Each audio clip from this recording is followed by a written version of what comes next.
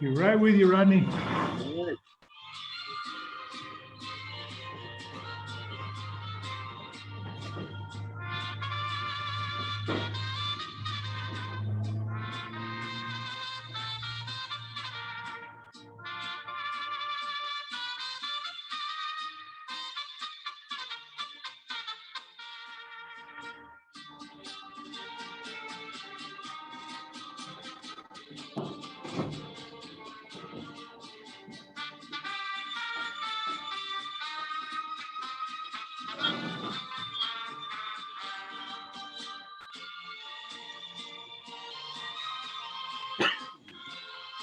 Rodney, can you hear me okay, buddy?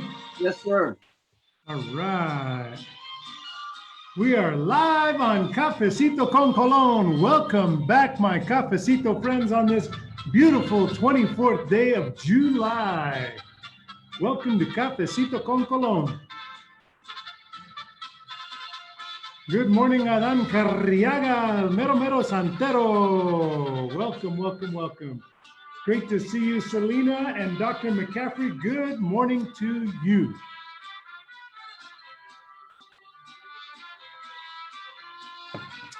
Let's see here. So I've changed my setting. I'm outdoors this morning. I just could not let this amazing morning go uncelebrated in New Mexico. It rained early this morning. It is beautiful out here and nice and cool. So I thought I would start my day out right here on our patio and at Casa Colon. It is great to be with you this morning. It's great to have Rodney Bowe with us this morning. Phenomenal human being, great leader, good friend of Dr. Lawrence Roybal, who is on the air with us today. Good morning to you, Dr. Roybal. And let's see, Denise Lee is having trouble finding me. Let's see here. I just sent her a message saying, oh, I'm on. Good morning, Elizabeth. Great to see you this morning. And Stephen Jones, bringing up Southern New Mexico to join us on Cafecito con Colon. It's good to see you, Stephen Jones of Doña Ana County, Las Cruces, New Mexico. So look, we got a great episode lined up for you today. Let me start with an announcement. People were hitting me up yesterday about whatever fundraiser I'm doing to help support the Roots Camp and the New Mexico Hispanic Bar UNM School of Law or UNM Law Camp that Aleli and I and Fred Pettis started almost 20 years ago.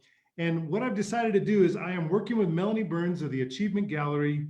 She's going to produce some Cafecito con Colon cups. This is the very original cup that was given to me as a beautiful gift from Jonathan Muniz. And we're going to duplicate this. Melanie's going to make me a few dozen of these. And if you send me a contribution receipt or you send me Venmo, Cash App, Zelle, whatever, at least a $20 contribution to support one of those two camps, the Roots Camp or the NMHBA UNM Law Camp, we will get you a Cafecito con Colon cup. So thanks to Melanie for stepping up and helping me with that. Good morning, Miguel. Good to see you this morning. And Denise, glad you found your way to the show this morning. Santiago Candelaria. Catherine, good to see you also. Thank you so much for joining me this morning. So Colon, let me put my Gmail in here and then I'll put up the link to the Roots Camp because I want you to make at least a $20 contribution. You can make a $100 contribution too. That's what I'm doing to the Roots Summer Leadership Academy, which is amazing, hosted by the New Mexico Black History Organization Committee or the Organizing Committee. Here is the link to that page. I don't see their donate button. I see a registration button, but maybe Kathy McGill will be on this morning and she can put up a direct donate button for me. And then when you get your donation receipt, just email it to me so that you can get your Cafecito con Colon cup. And I'll do the same for the New Mexico Hispanic Bar Association and UNM Law Camp that Aleli and I started almost 20 years ago. We're changing lives by increasing the quality of the pipeline of young people of color who are starting to think about a big future. And that's what Roots does. It's what the NMHBA UNM Law Camp does, and it has just been amazing. So check that out. Now, let me get to our links of the news today. Lots of things going on. And I didn't organize my links super well today. So normally I go national to local. This morning, I'm just going to put things up. I had an early morning breakfast appointment, and I was so engaged in my breakfast appointment. It took me a while to get back here to my computer. Let's see here. All right. So the first one I wanted to put up was a great fundraiser done by this music executive who raised over $100,000 to help his community, his home community in Lebanon, to fight hunger and COVID-19. So this was Sal Slaby, and he is a huge philanthropist, great guy, CEO of EXO record label. And I thought you'd be inspired by that. And on the other side of the coin, I just don't want to forget about the people in my homeland, the place where my family's roots are in Puerto Rico, 3 years after Hurricane Maria. And I went out there last January to put in a water system in a little Barranca, little community there in Puerto Rico with IsraAid, but an APAC. But oh, you know what? Somebody said they can't see my lovely face. That's my bad. Let me fix that right now. Here I am, Lord. Can you see me now? Anik, can you see me now? Here I am, Lord. I am sorry about that. I forgot that I had my camera turned off. So all they saw was just my name, which is awful. How boring is that? Thank you for staying with me and not giving up. Because now you are in for a treat, because check out this guy. Look at that. There's a whole lot of handsome right there. Look at that. Now you can see Rodney Bowe. Now there's a whole lot of handsome on the screen. Not just me, but a whole lot of handsome. Okay, so there we go. All right, Marjorie, thanks for that. And thank you, Anik, for telling me. Hey, it's the Honorable Mayor Pro Tem up there in San Miguel County, Las Vegas, New Mexico. Good morning, Dennis Tim Salazar. I'm sorry, from Española. Thank you for your kind words, Honorable Dennis Tim Salazar. I appreciate you so much, and glad you could see me now. Good morning, Alex Vaz, the master of meditation, Alex Vaz. Hey, Alex, put up your link to your daily meditation. I appreciate that. So there's a story about Puerto Rico and the continued lack of access to water, resources, and aid during this time of the pandemic. Good morning, Honorable in Waiting, Wendy. Good to see you this morning. Let's get that meeting scheduled, Wendy. Reach out to Tone and let's get that on my calendar, please. Let's make that happen. Good morning, Mary. And she says we're both looking good, Rodney, but I think she's really talking about you. It's you, Brian. Hey, no, it's all you. Look at you with that beautiful beard. I couldn't grow a beard to save my life. All I get is like patches. It reminds me of when I tried to grow a backyard with grass in it. All I had was patches. It's just horrible. Let's see here. Okay, so a couple more quick stories. So I guess this week I missed it. I guess maybe it was National Tequila Day on Wednesday. Here's a fun story in the USA Today about National Tequila Day. I know a lot of my friends enjoy that tequila. So here's the other thing.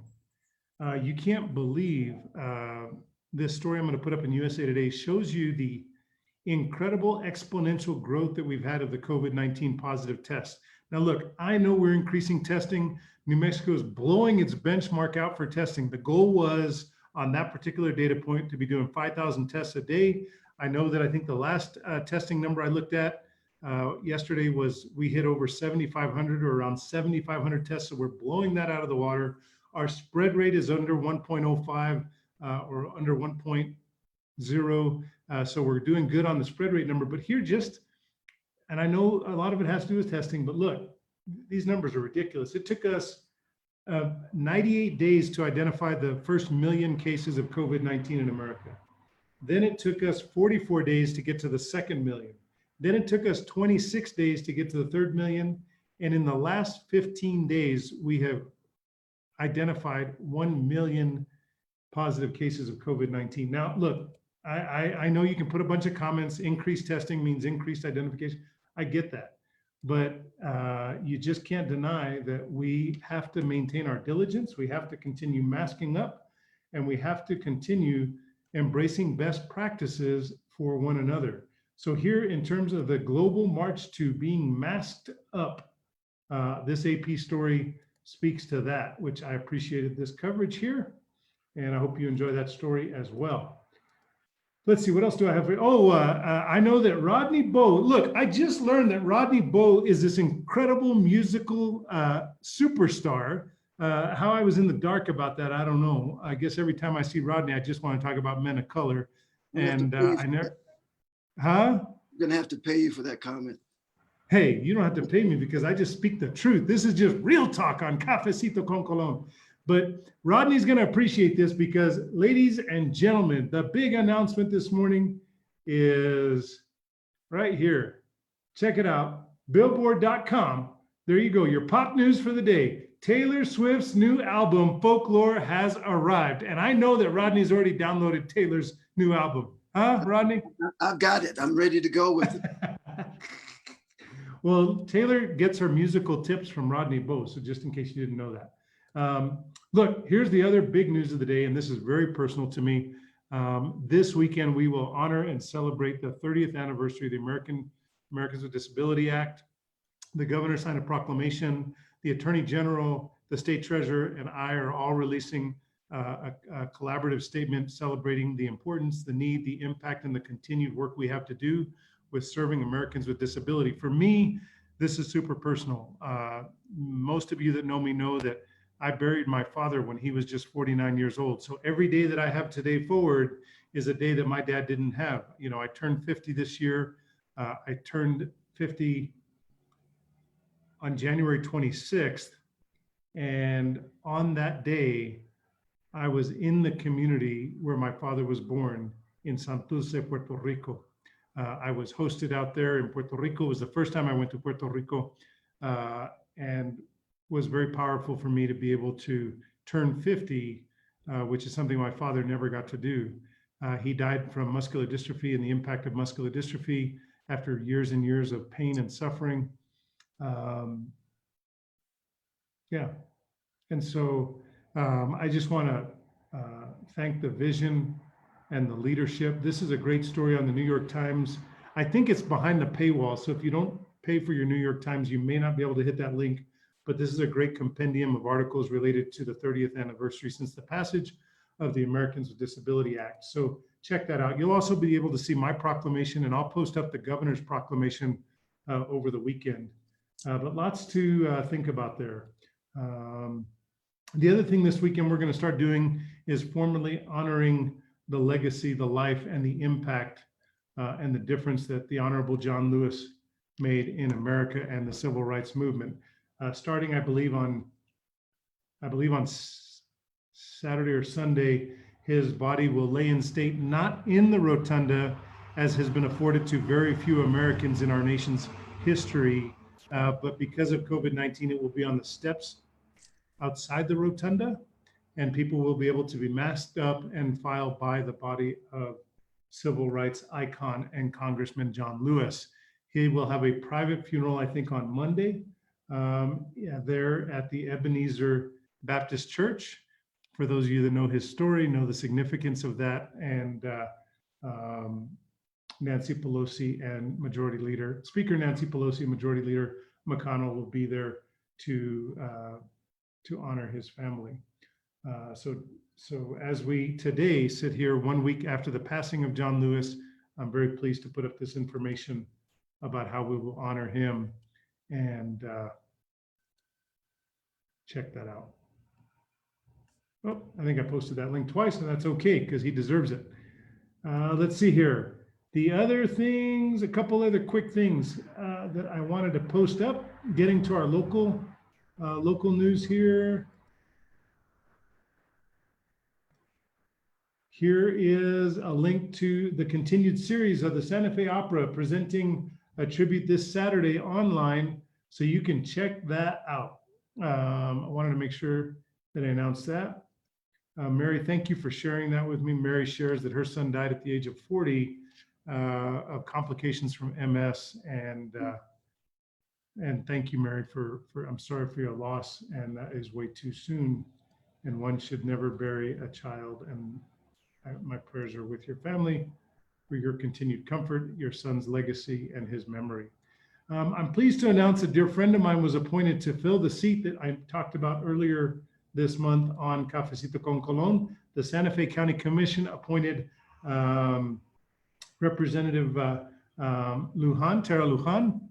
Tara's done a phenomenal job serving New Mexico in many capacities, and she will now fill that state house seat that was opened up by our legislator who served with distinction and resigned in about a week ago. So, okay, here's the NP. Again, my links are all out of control, out of sync today. I agree with you, Denise. I would go to DC for, Denise says she wishes that it wasn't so dangerous to make a road trip to DC to honor John Lewis. I would do the same. That's a really, I thought about that this morning when I read that story. But here's the good NPR. I love NPR talking about John Lewis's memorial coming up. Here's the story locally. Thank you, Albuquerque Journal, for covering this, although I think they got it wrong. For those of you that keep asking me this question, I still haven't, I'm sorry, I didn't get to do it last night. I intended to, I have it, I didn't read it yet. I need to fully read the order from the governor regarding school delay for in-person instruction. The Albuquerque Journal here, in that story I posted, clearly says that this applies to public schools. It is my understanding, as I sit here this morning on Cafecito con Colon, that this also applies to private schools. But the Journal says public schools. The headlines around the state have said public schools. I think they got it wrong. And so part of that is because we haven't communicated well as your elected officials on that particular point. So I will post up in big bold letters today on my page whether this applies to private schools. And I think it does, but I think it does. I haven't read the order. I'm going to this morning, right after Cafecito, and then I will post up that information. So I'm sorry for the confusion, and I'm really sorry that I didn't get straight on that. I will tell you that I've checked with some high elected officials, and their understanding is it applies to public and private schools, but I haven't read the order myself. So until I read the order myself, I'm not going to give you my final answer. Hey, Rodney, I feel like I'm on one of those game shows. Is that your final answer, Brian? I got to phone a friend. I got to phone a friend, Rodney Bowe. All right, here's my last link, and then we're going to Rodney. This is a cool one about Albuquerque startups doing work on the COVID-19. Denise, thanks for that affirmation. There we go. So look, I just got to get to Rodney because he's such a superstar. Catherine McGill, if you are online this morning, please post up a donation link for the Roots Camp, please, because I know people are texting me right now saying they want their Cafecito cup. Please post a donation link for Roots. Okay, all right, here we go. Rodney E. Bowe, that is my superstar guest. And you know what? I've never done Cafecito con Colon under the Virgen de Guadalupe here on my patio. So today's a special day because I've got the Virgen looking over me. I've got Rodney looking at me. I am in good company today. Rodney Bowe is a superstar. We should just call him Ambassador Rodney Bowe because the One Albuquerque community and the city of Albuquerque named him an ambassador for the One Albuquerque Community Fund. And he has also been a phenomenal leader and facilitator at the Office of African American Affairs for the Black Child Wellness Summit. But let me just tell you, he is, since 2014, although I have to say that I feel like it's been more than 5 or 6 years, but he has been the director of the Men of Color Initiative at the University of New Mexico and outreach liaison for the Division of Equity and Inclusion. And he does all the planning, developing, and coordinating of student engagement, support, and success, particularly as we celebrate and support Black excellence at the University of New Mexico. And that's why I love Rodney so much. He was kind enough to engage me in that work. And I was so touched to be able to do that, to just be able to share my story with men of color and be able to offer them my cell number and tell them that the 15,000 contacts in this phone are at their disposal. All they have to do is reach out and say, Brian, can you fill in the blank And the answer is yes, and. I try to be a yes, and kind of person. Yes, I have Rodney Bowe's cell number, and I'm going to get his permission to give it to you. And I am a yes, and kind of guy. He has allowed me to work with him on Men of Color. He's got a bachelor's of business administration and marketing from Eastern New Mexico. So he's one of those good looking and fast greyhounds, and a master's degree in jazz bass performance and race, social justice, and pop culture. Isn't that right, Rodney Bowe? Yes, so working on those. I'm working on those right now as we speak, getting those degrees, you know, the master's piece. So looking forward. Well, you are a hero. You're a hero. You're going to keep working on that advanced education. We're glad to know that. And you are a member of Albuquerque's One Albuquerque Community Ambassadorship. As I mentioned, he's been named an everyday hero by the state of New Mexico's Office of African American Affairs with the Education Committee for educational program achievement and celebrating, lifting up, and supporting Black excellence. He is an Alpha Mentoring Program Community Service Award recipient from the Alpha Phi Alpha fraternity in Albuquerque, New Mexico, and most especially, just like me, my favorite title is Raphael's dad. And I know for Rodney Bowe, he is the most proud dad of two wonderful young men, Solomon and Justice. Thank you for joining me on Cafecito con Colon. Rodney E. Bowe, Mr. Extraordinary. Thank you, sir. Great to be here. It is great to host you, Rodney Bowe. We are two men whose paths cross frequently, but rarely deeply. And this morning, I want to go deep. Rodney, tell us a little bit about your journey. I know you are a greyhound. Maybe take us a little further back about kind of your lived experience as a young Black man and getting the lens you look through that lets you serve today. You know, my parents were Air Force, and so I grew up in Germany, North Dakota, and retired in the big city of Roswell, New Mexico. I am living proof that there are aliens.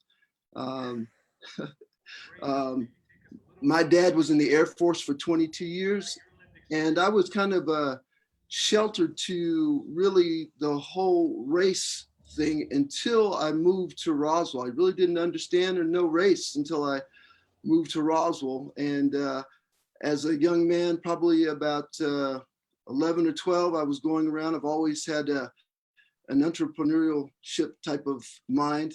I was going around selling seeds, flower seeds, and knocked on a door, and an old white man came to the door and asked me, "What do you want, nigger?" And it was very shocking for me. I didn't understand what that meant, but I knew it had a lot of vitriol to it. And I ran home, and that's when my mother gave me the conversation about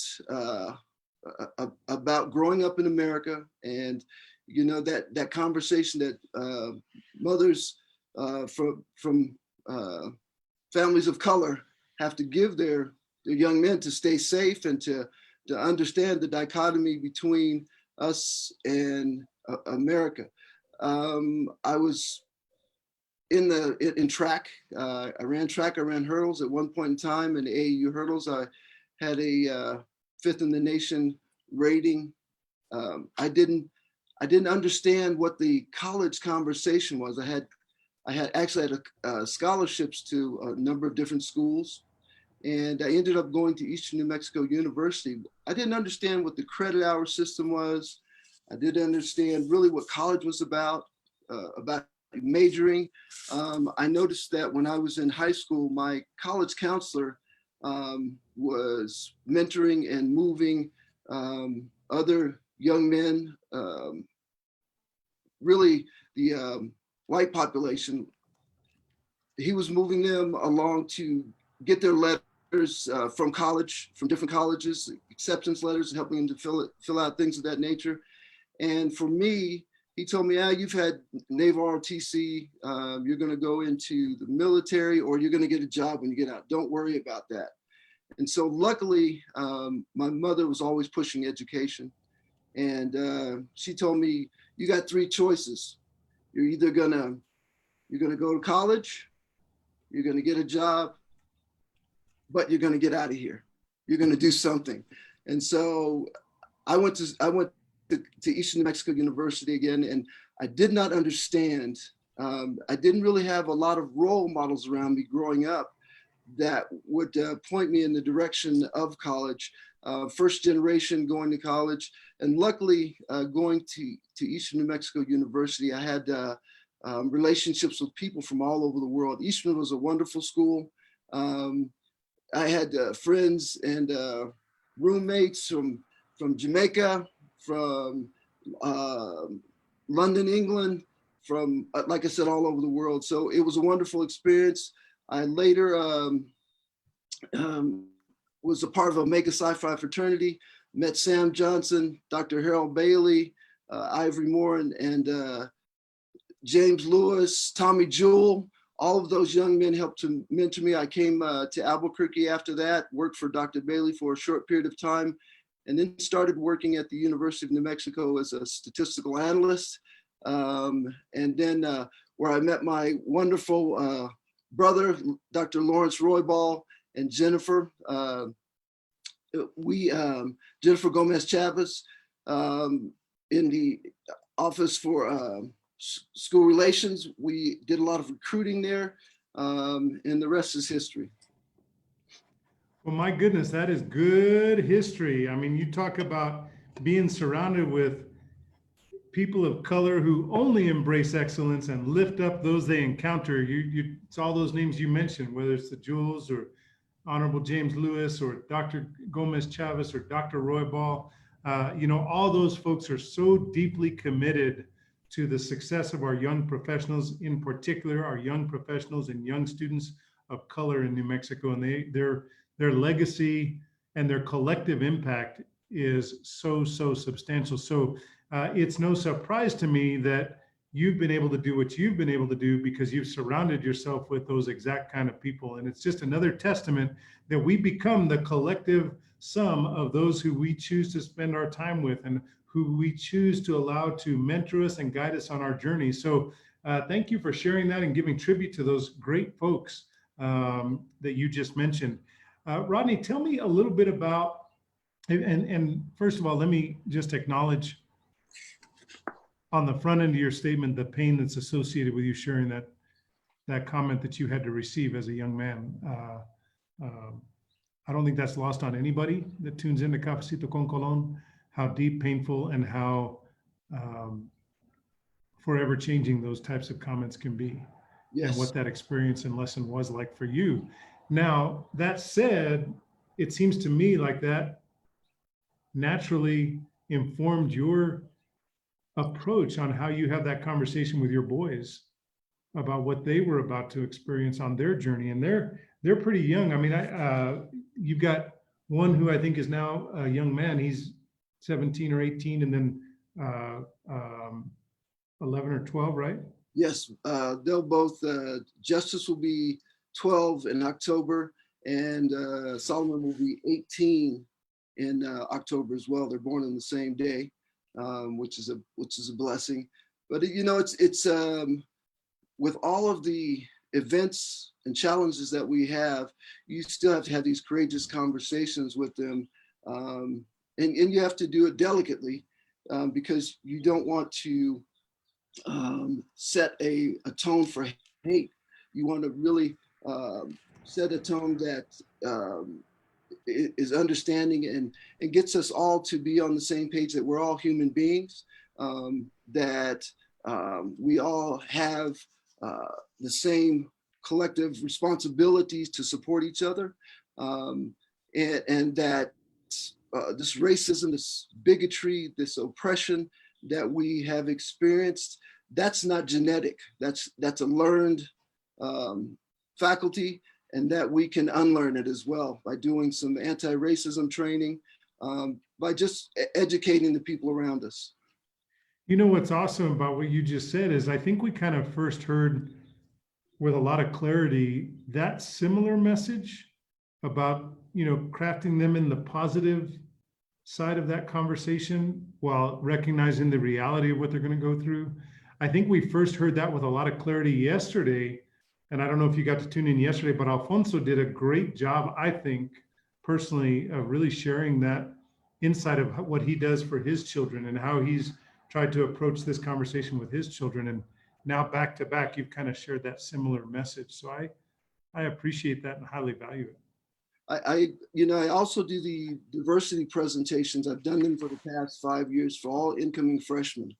And one of the things that I try to impart to them is that they are our future, and be careful in how you go about combating racism, that you don't combat violence with violence, that if you do it all in love and empathy, it'll make a better equation.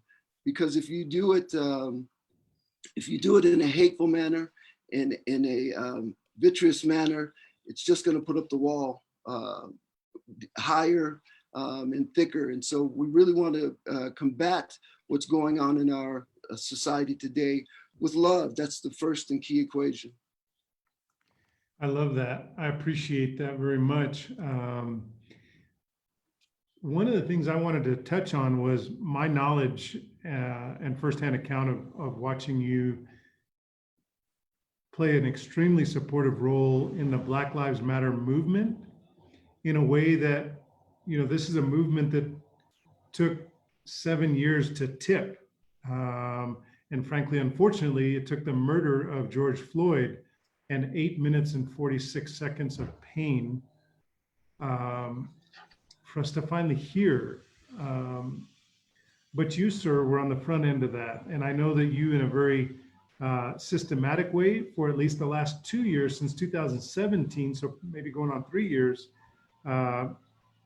really supported the conversation, the movement, the building out of an infrastructure of support for the Black Lives Movement, and creating a space at the University of New Mexico where that could be received and where those students could feel heard that wanted to engage in that movement. Can you speak a little bit about that? Do I have that right, Rodney? Yes, sir.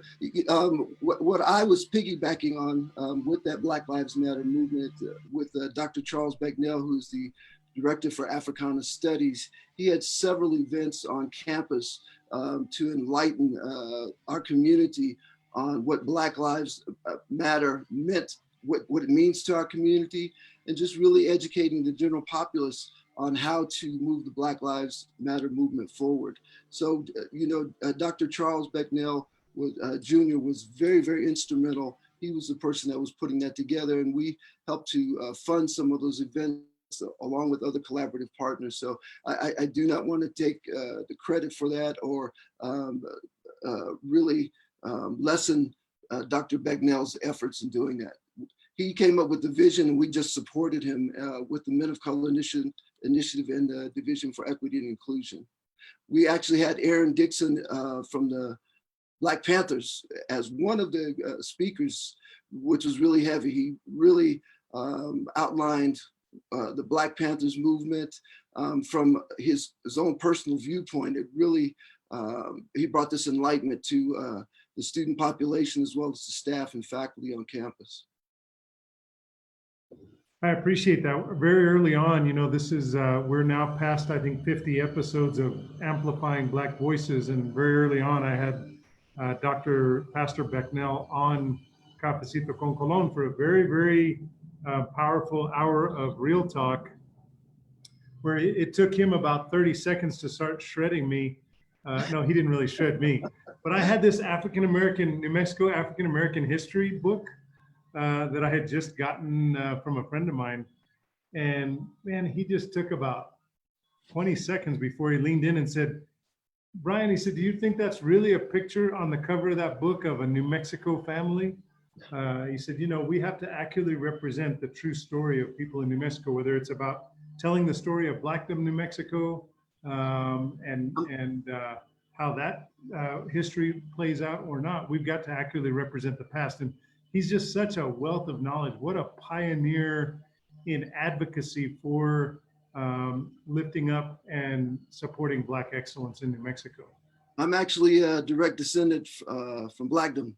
My mother's father gave us stories about Blackdom.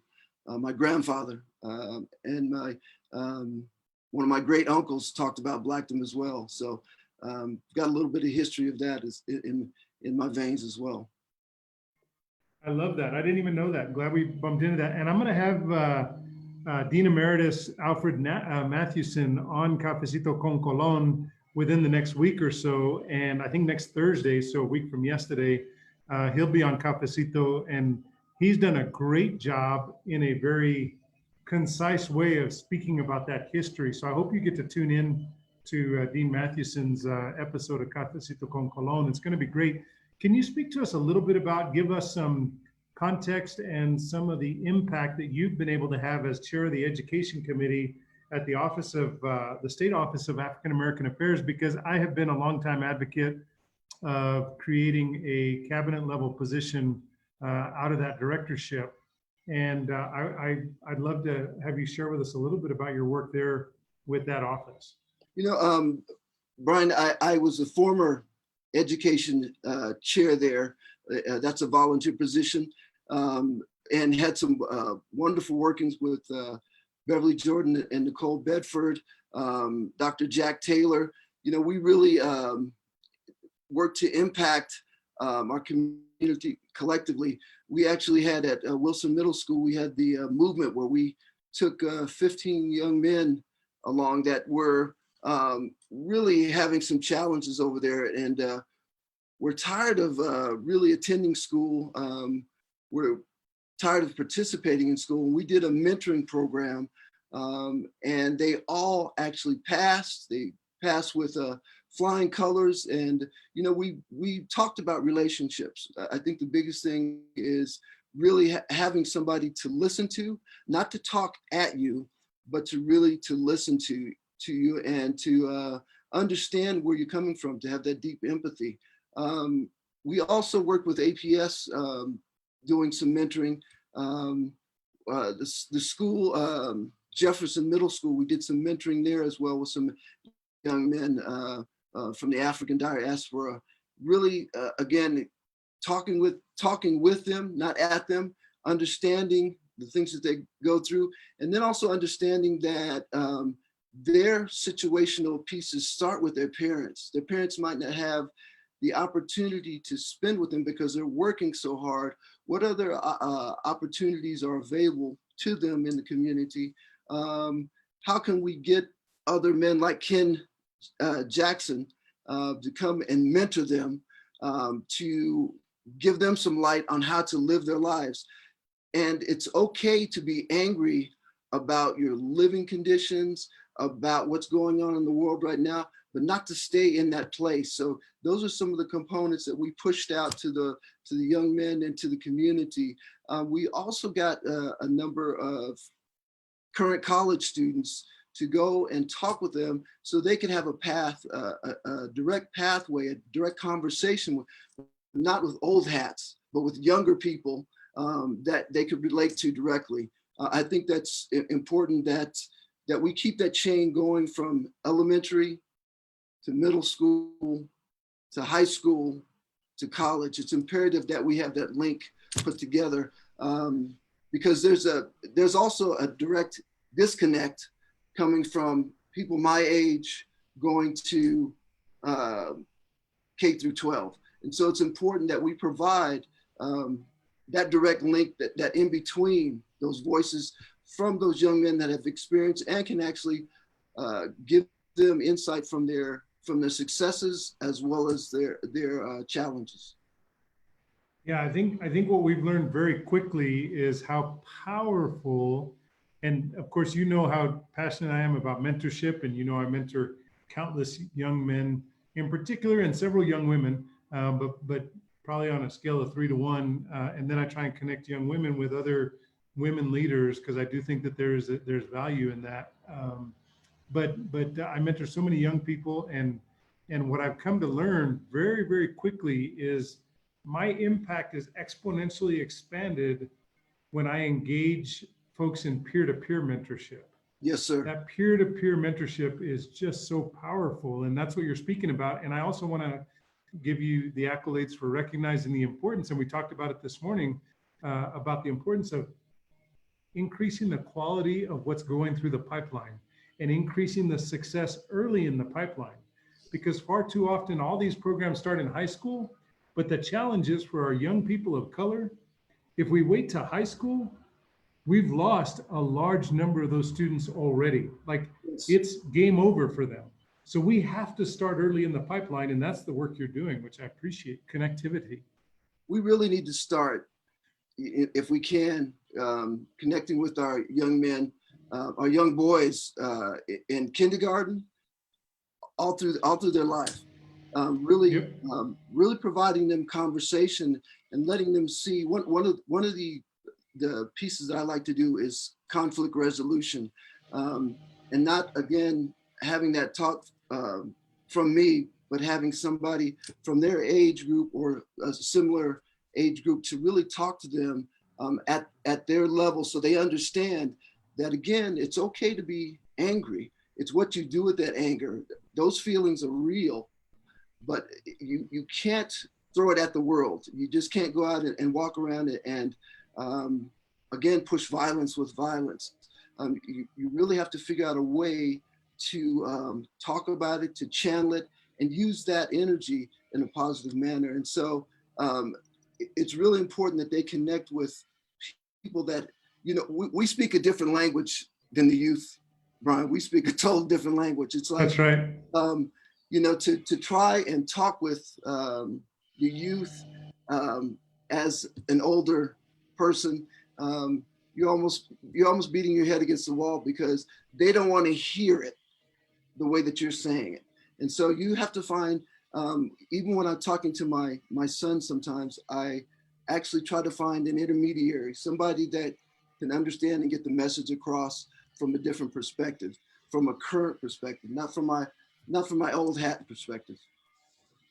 Well, I appreciate that. And I think you're absolutely right. And I think if we take the two-pronged approach, which is bring the old saws in, delivered by people who are losing their hair, who have a little more distinction in their beard, but also engage those young people in peer-to-peer mentorship and peer-to-peer guidance. I just think that is, you know, it's like 1 + 1 = 3 in that equation. You know what I mean?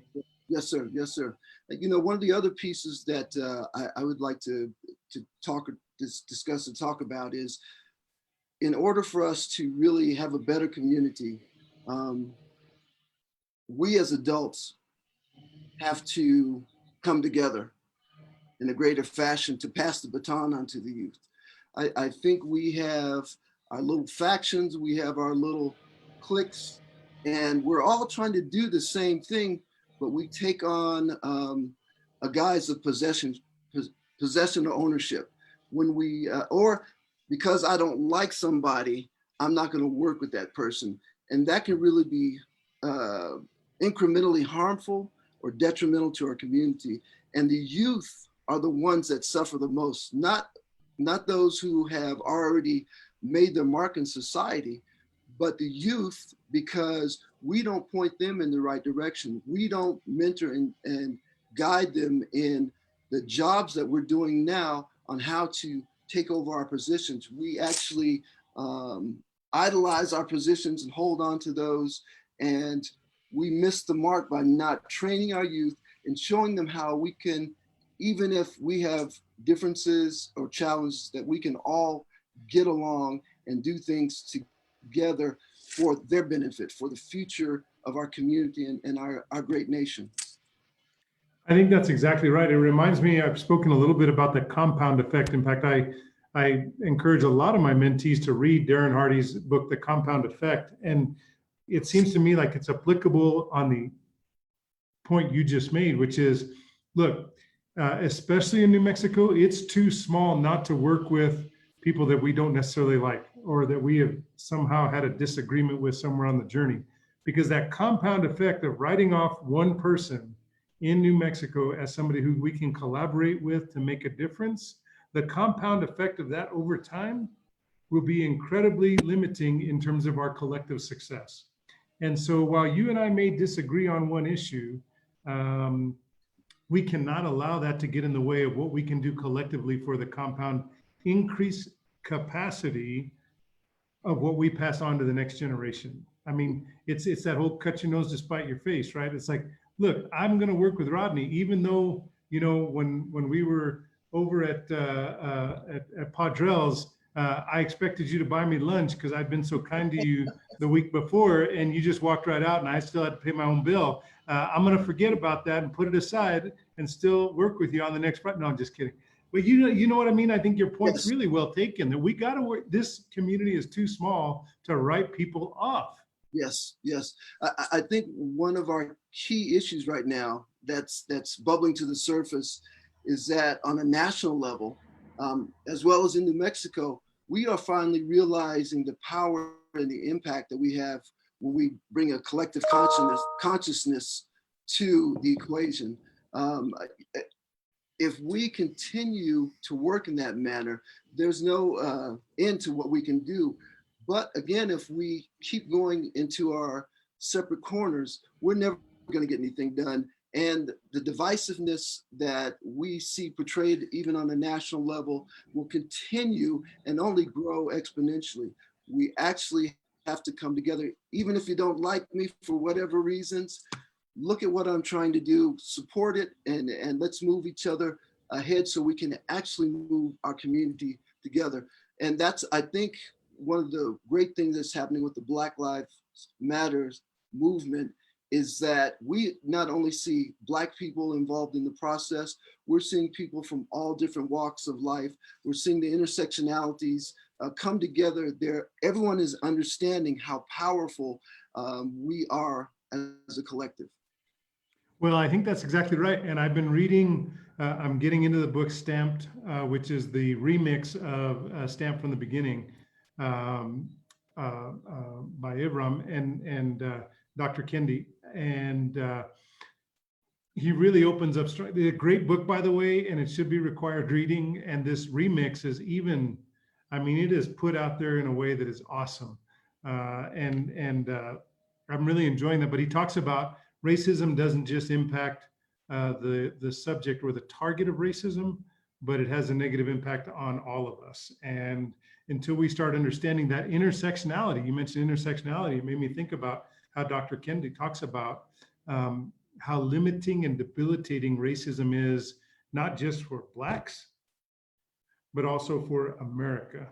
Yes. And so let's not forget that as we continue to move forward and stand with the Black Lives Matter movement and with our communities of color, whether they be our Hispano communities of color or Latino or Mexican American or our African American or our Black community, whatever, however you want to self-identify with whatever title or name you want to use or word you want to use for that self-identification. We need to stand together. Talk to us a little bit, Rodney, if you will. How have you, I mean, everybody has a different personal experience on what they have embraced or how they've embraced this exhaustive time of all of us realizing the intersectionality, right? Like in some ways, the struggle was the struggle for years. And you struggled in almost a vacuum. I don't know if you'll disagree with me, and you're welcome to do that, but almost in a vacuum. But now there's so many of us that want to get it right and that are finally listening, but we can only listen if you'll talk, right? And so that means that because you are a Black man, and frankly, a Black man of prominence in our community, you're asked to talk and tell your story in a way that has to become exhausting. And so how have you kind of processed through that? What have you shared that you feel has been most impactful with advocates, allies, and what I most like saying now is those of us who want to be accomplices, right? Yeah. Being an ally is standing with, and being an accomplice is participating in the struggle. And so for those of us that fit into those categories, we're leaning into you and saying, speak to me. And what have you shared that has been most deeply impactful, whether it's the story you shared as we opened, or is there another story, or how have you kind of processed, dealt with this, and moved forward since the George Floyd murder now 2+ months ago?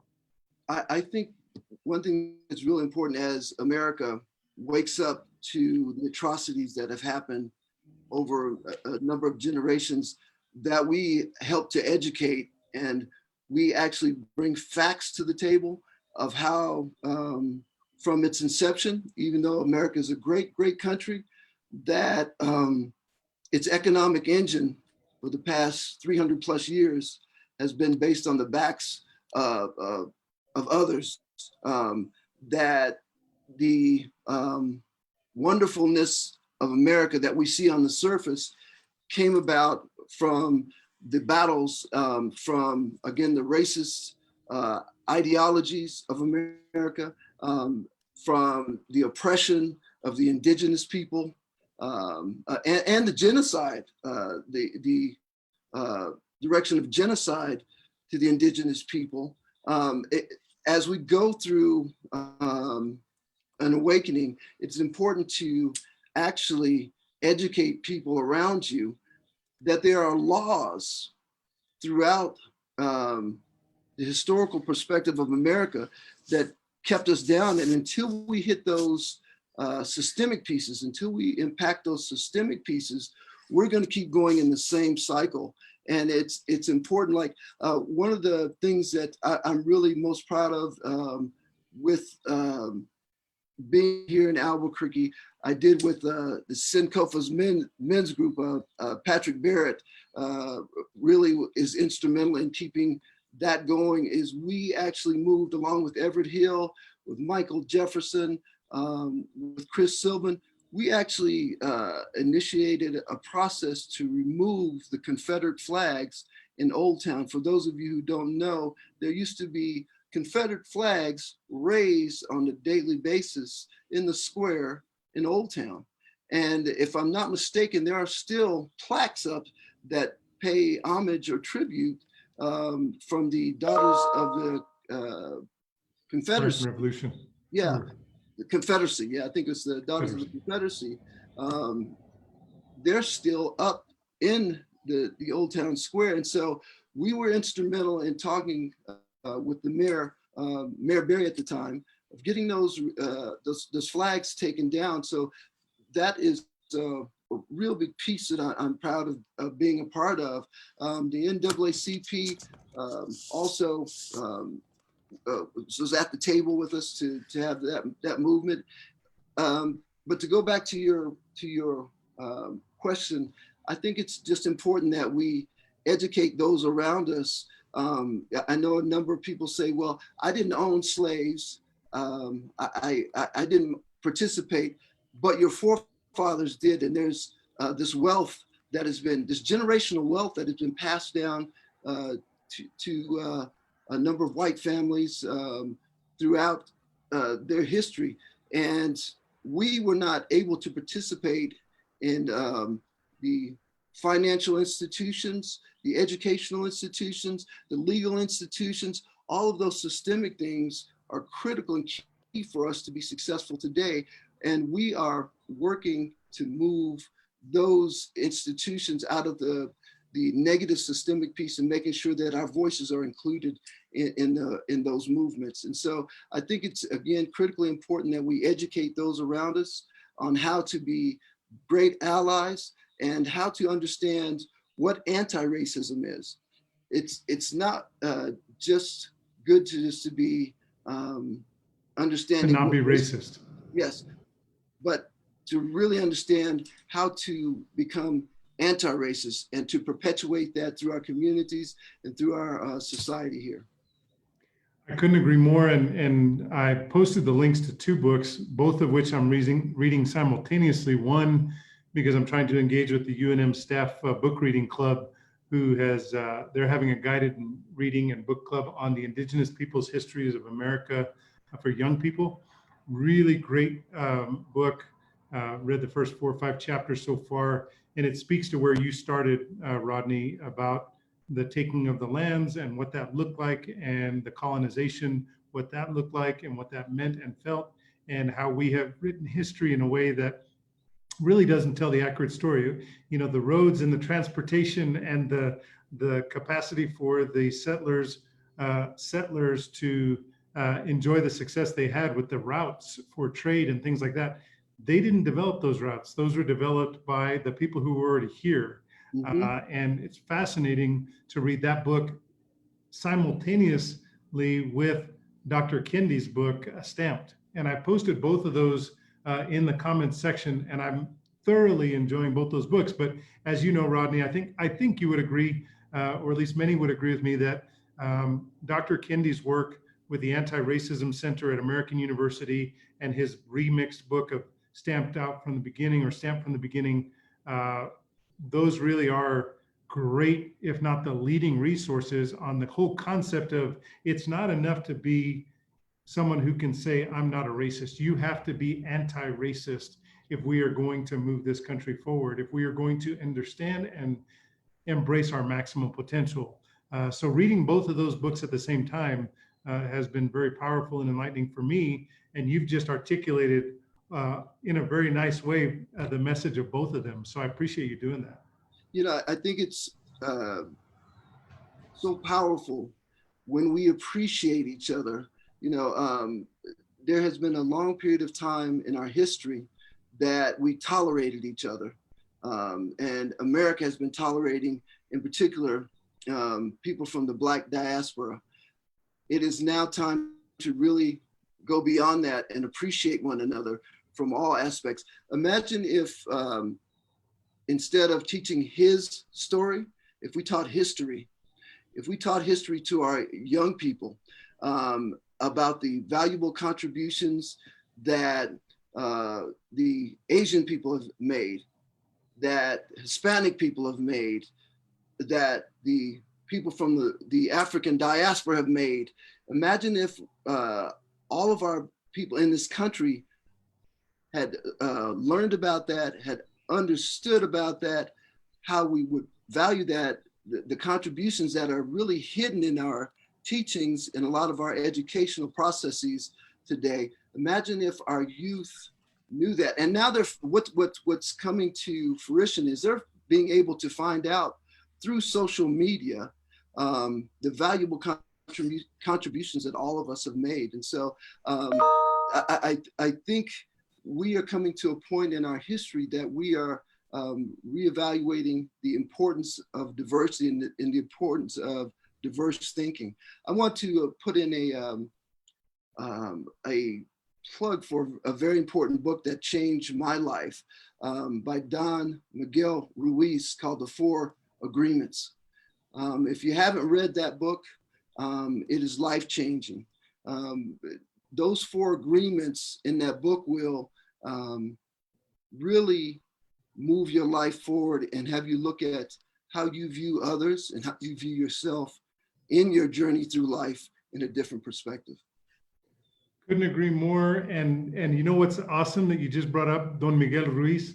Don Miguel Ruiz was a doctor who almost lost his life in a motor vehicle, single car motor vehicle collision where he, I think, careened into a barrier on the roadway, almost lost his life. And in recovering and holding on to life, he had this vision and this realization that he had to become in touch with his roots. Well, his roots, as it turned out, go back to his grandmother, who was either a medicine woman or a spiritual guide in the Toltec history. His roots were Toltec. And I hadn't thought of Don Miguel Ruiz in probably a few months since I last gave a speech. Well, it's been COVID for how many months now? So probably 6 months ago, when I speak to young children, I often give them little books of the agreements of Don Miguel Ruiz. And it had been a while since I thought of him. And guess what? So I'm reading the indigenous history of the United States of America for young people. And in there, they speak to the indigenous people, the Toltecs, which I had not heard much about outside of the books of and the history and the story of Don Miguel Ruiz. All that to say this is Don Miguel is bouncing around in my head a lot lately, and you bring him up this morning. But phenomenal resource. I have put his main landing page on the in the comments section. So thank you for bringing up Don Miguel Ruiz. And he's got lots of different programs and opportunities, online courses, and just a phenomenal human being, Don Miguel Ruiz. Yes, I want to encourage you. And on his homepage, there's conversations with Don Miguel and all that stuff. So check that out. And I appreciate you bringing that up this morning for us. I appreciate that touch point. So we're at the top of the hour. I'm going to give you an opportunity if you've got any parting words, because I spoke too much instead of listening, because we try on Cafecito con Colon to listen. We try, although I talk too much, we try and listen so that we can know better, that we can be better, and that we can do better. And any final thoughts, Mr. Rodney Bowe? Yes, first of all, thank you for having me on your show. Brian, you do some wonderful things in our community, and they not only impact our community, they go out and impact us nationally and impact the world. The other piece that I would like to say is, as we move forward in our journey, our collective journey, that we all have emotions, and we have positive feelings for one another, and we also have not so positive feelings for one another at times. But I would tell you to bear your movement and what you do in life in love, empathy, and compassion for one another. That's going to move the equation forward much further than doing it with hate and violence. What a beautiful way to end today's episode of Cafecito con Colon, to end the message with love. And we can do all things through love, and the greatest is of love. And Rodney Bowe, you are the greatest. You are one of the GOATs out there, the greatest of all time, leading the way at the University of New Mexico through the Men of Color Initiative. You've got so many great comments out there, Rodney, and I hope that you'll take some time afterwards now to read those comments, respond to a few of them. Harold Pope's out there making a difference every day. You got Patrick B out there making a difference every day. They tuned in to listen to you this morning, Rodney, and I've been enriched. I've been enriched for years with your friendship. I'm grateful for you. Thanks for saying yes and for coming on Cafecito con Colon. Ladies and gentlemen, make sure you're very, very welcome. Make sure, my friends, my Cafecito friends, make sure you go out there and you reach out to folks who are in isolation and remind them they're not alone. Reach out to young people. Tell them that you love them. Tell them that you support them on their journey. Let's hook them up with peer-to-peer mentorship programs so that we can enjoy their collective success in our old age. We can celebrate that success. I want to just say that, yes, you can get your Cafecito con Colon cups in the week to come.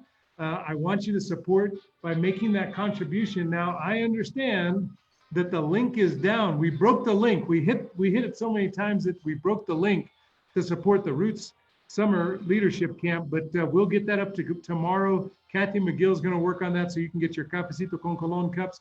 Thank you, Melanie Burns, for working with me on those cups. I'm working to get everybody, 100% of those donations go to either the New Mexico Hispanic Bar Camp or the Roots Camp, and I'll get somebody else to pay for the mugs, and then I'll give them to you for free. So 100% of your contribution goes to the camps. I love you very much. I'll look forward to seeing you again soon. Enjoy your beautiful Friday in the land of enchantment, Tierra del Encanto, and let's all celebrate Rodney Bowe. When he calls on you, say yes, and we're grateful for your work. Thank you, Rodney Bowe. Make it a beautiful day. Thank you, sir. You bet.